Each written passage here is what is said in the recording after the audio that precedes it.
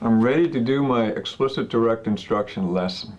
Now I've got my objective. You're going to notice it's going to be written on the wall so the kids can see it. The next thing I'm going to do is I'm going to read it first. I'm not going to have the kids do a cold read. They might mispronounce the words. You'll watch what I'm going to do. I'm going to have the kids look at the words while I read it and have them track along. I'm going to read the objective. I just want you to follow along with your finger. Here we go. Listen very carefully, then we'll read it together. Eyes on the page, not on me. Ready? Here we go. Today we will calculate percentage increases and decreases in a quantity. Now, do you see I did it? Now what? I'm going to have them read it with me. Together, what's the objective? Today we will calculate percentage increases and decreases in a quantity. Now, as a cognitive strategy to help focus the minds of the kids and help them learn and remember, I'm going to have them circle some words.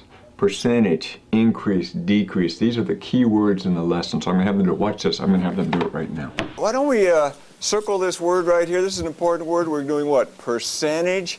And we're doing what? Percentage increases and percentage decrease. Did you mark your page?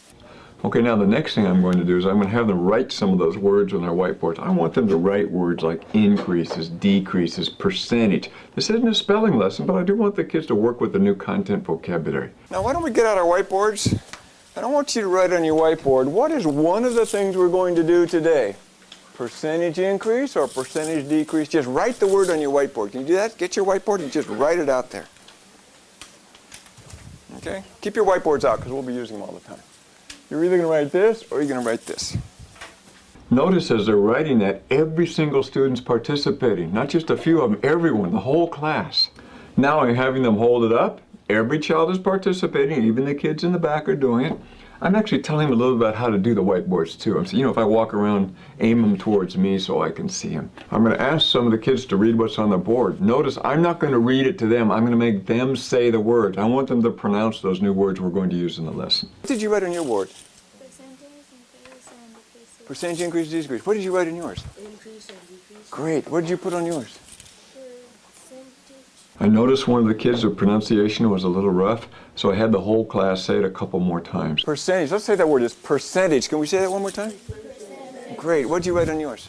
Percentage. So I want the kids to get these words. To get new vocabulary in their brains, the first thing they need to do is what? Be able to say the words. Then we'll start making this into productive vocabulary that they can use. Oh, good. Boy, what a smart class. We've all got words. Okay, erase your whiteboards and put them down. I'm getting ready to ask a checking for understanding question. Of course, I'm going to ask them, what's our objective for today? And they know what it is. They just saw it. Now, we had our objective there. I'm going to ask one of you what we're going to do today. But first, I want all of you to whisper to your neighbors. What's the objective? Wait, do we all have our partners? Point to your partner. Now, I'm going to use a pair share first. I have all of them whisper to their neighbors first. I want them to say that and think about it. Even though I don't call their name, in essence, every child answered the question when they did the pair share. And they're all doing listening and speaking using the new vocabulary I want them to use. Okay, whisper to your partner. What is the objective for today? Okay. Okay, here we go, back up here. Now, notice during that pair share, all the kids are doing it, aren't they? They're all participating. They're saying the new words and hearing the new words. Now, I'm just going to ask some kids to tell me the objective.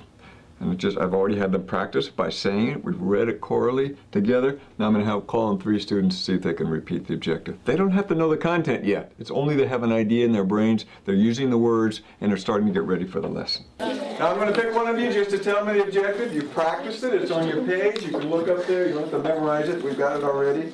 Ooh, Lorena. Who's Lorena? What's our objective for today? We will calculate percentage increases and decreases of the quantity. Did everybody hear what she said? Sorry. Calculate percentage increases and decreases of a quantity. Great. Notice right here, I echo those answers out because other kids may not have heard it across the room. And I want everyone to hear exactly the perfect answer every time. So make sure when you do your checking for understanding, you always echo the answers. Now notice I've got my sticks with me. I've got all the names written down. I've never taught the class before, but I've got the names. I'm just going to pull another name and have another random child. Oh, this is going to be equity for all students, isn't it? The English learners, the males, the females, the people in the back of the room. Every child is going to get called on equally. And they can all answer because I just taught them up front what the objective is. Who's Ray? RE1. What's our objective for today? We will calculate percentage increases and decreases of the quantity. Great.